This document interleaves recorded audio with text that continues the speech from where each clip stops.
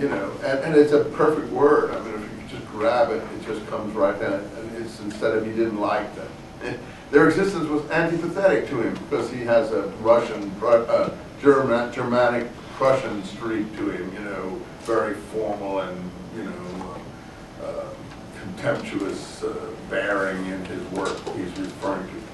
The Prussian in him was enthralled by the Prussian in the all-conquering Romans. So, being a great scientific historian, he almost denies the very existence of the Etruscan people. He didn't like the idea of them.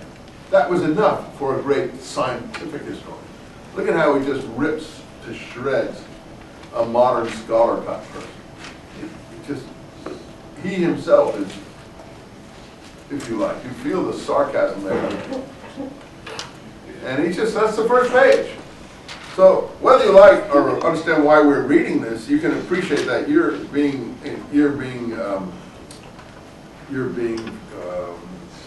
faced with or presented with or encountering someone who knows how to write. So what do I want to know how to write for? Well, if you know how to write, you can do great charming things in this world, even on a personal level with people that you know. Listen to the next sentence. Besides, the Etruscans were vicious. Oh, poor, they were vicious. We know it. You know why? Because they're enemies, and exterminators said so. That's in 3-4 words, 2 sentences, he says it all. It's a little bit, I don't want to get into the Jewish issue, it's Christmas time, but it's a little bit like the way the Jews are presented in the Gospels.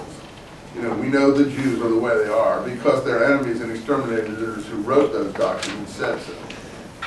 And so I would put about as much stock in them as I put in some of these other things that he's talking about. Just as we know the unspeakable deaths of our enemies in the great war, who isn't vicious to his enemy? To my detractors, I am the effigy of vice. Yeah, that's about true. A la bonne, what's that mean, a la bonne? Good luck. Good luck to you.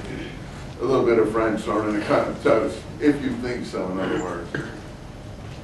However, these pure, and it is not finished yet, clean living, sweet-souled Romans who smashed nation after nation and crushed the free soul in people after people. So, you know, we like Lawrence. We know he's on the side of freedom.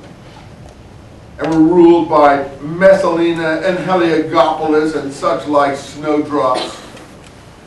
People who used to compete with the prostitutes in the marketplace to see who could handle the most men. They said the Etruscans were vicious. So we should believe them, right? No. So basta, come métropole, tout le monde se tait. Basta in Italian means, okay, enough.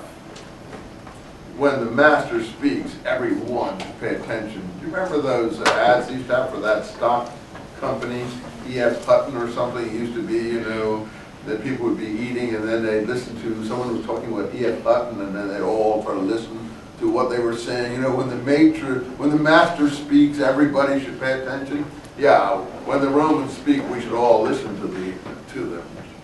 Yeah, tell me about it. So he's got a very modern sensibility. The Etruscans were vicious.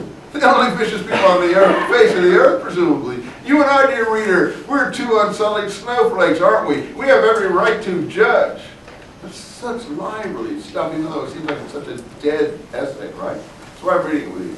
Because, you know, in this thing that you wouldn't even pick up unless I shoved it down your throats, you find some of the best writing that you'll ever encounter in an essay form. You know, it's just totally alive. Who can make it visiting dead Etruscan places live? Only a person himself who was totally alive. But you see, listen, you and I, dear reader, we're 2 unsullied snowflakes, aren't we?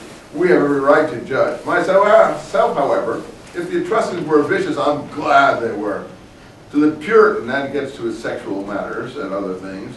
All things are impure, as somebody says, and those naughty neighbors of the Romans at least escape being Puritans. But to the tombs, to the tombs! And he changes gears. Let's get moving! I don't know how he wrote this. Maybe in like 2 days he just sat down and jotted it off after he visited these places. So I wish I had done this myself when I visited a few places. On a sunny April morning, we set out for the tombs from Rome, the eternal city now in a black bonnet. It was not far to go, about 20 miles over the Campagna towards the sea on a line to Pisa. As I told you, about 35 miles, he said it's about 20.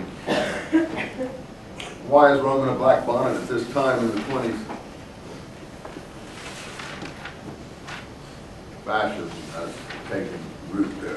When Lawrence hates fascism, even before it got to its final horrific end. But on the way, what's he first see? Narcissus, the first flower. The Campagna, the area towards the